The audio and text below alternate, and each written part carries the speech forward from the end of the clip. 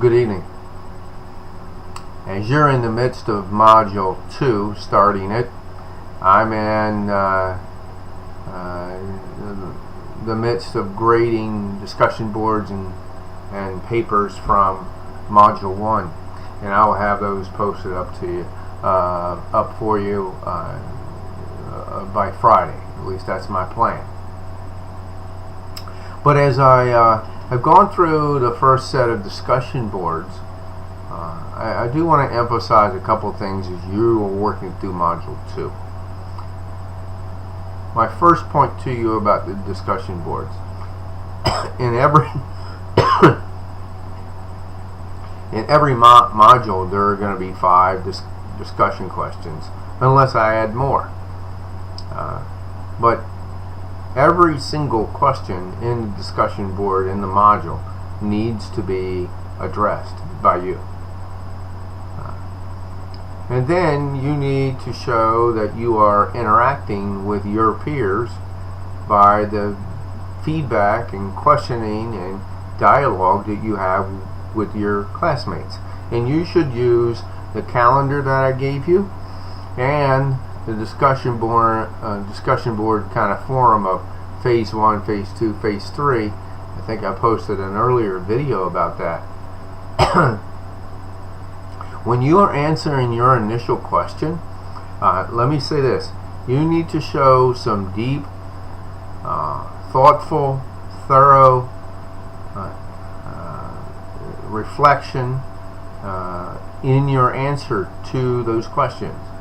If you are writing 4, 5, 6, 7 sentences, that's not nearly enough to answer those questions in a deep and meaningful way for the purpose of this class. So I want you to reflect on that as you go into Module 2, and you may need to add to your initial post as you have them now. And so I want you to really think about that when you are looking at these questions. Don't rush through those questions. Use outside sources to make it even more meaningful, but show that you have thought through these questions with a purpose in mind, and not just the purpose of finishing it, but to gain some information out of it, out of those questions, and also to be able to add your own insight to it. Second, when you are giving a reflection feedback to other peers, I think the most important thing is it should not be one sentence. I want it to be a conversation going back and forth, certainly, and I don't need it to be a paragraph long. But what I'm looking for in those moments is that you are causing the conversation to move forward by asking questions or pointing something out that maybe the person you're responding to never thought of. So when you're giving those comments back to your peers, don't just agree with them, although there are moments when you do agree.